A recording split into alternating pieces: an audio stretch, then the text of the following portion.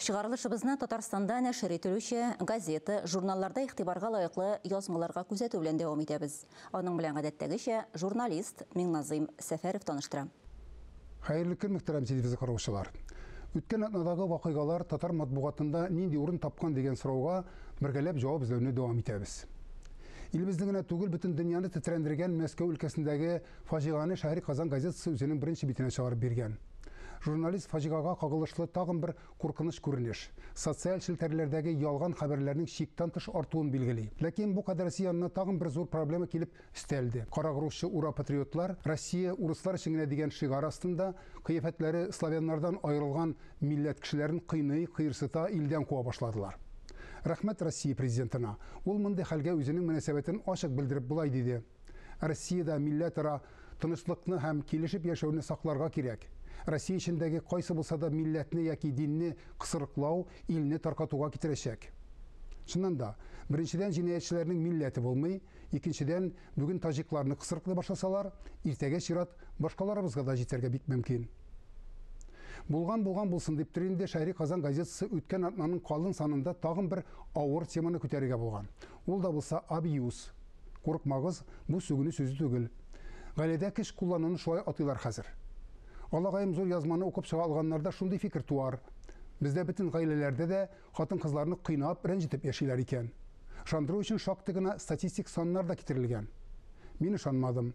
Чөнки беләм, бүгенге үз көнен көйләп яшәргә күнеккән яшьләрне көч кулланып, көйгә китерү мәгънәсез бер эш.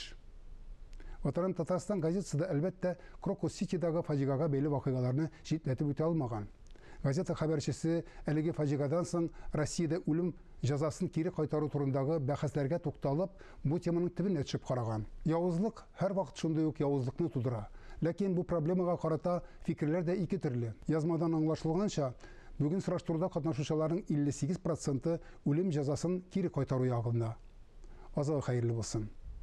Тисәң исе чыга дигән язмада Ватан Татарстан газетасы хәбәрчесе былтыр Россиядә кешенә кергән тирис түгүгә бәйле законның нечкәлекләре белән кызыксынган. Нәрсә дисең инде? Гомер бакый үз тәртибе белән эшләнгән гамәлләргә депутатлар килеп тыгылса, көттә тор. Элеккесеннән дә хәтәррәк проблема килә дә чыга.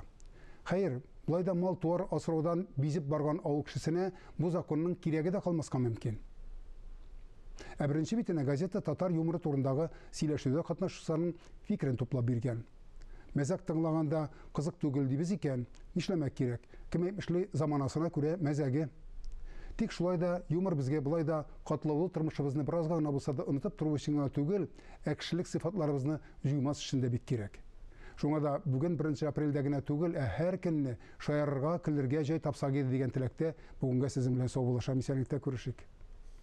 Бүгеннән 1 апрельдән Татарстанда 80 меңнән артык кешенең социаль пенсиясе арта. Индексация 7,5% тәшкил итә. Уртача алганда социаль пенсия якынча 900 сумга арта. Исегезгә төшерәбез, социаль пенсиялар стажга һәм җыелган пенсия балларына бәйле түгел. Шуңа күрә түләүләр хәтта имминият пенсиясына хокук булмаса да билгеләнә.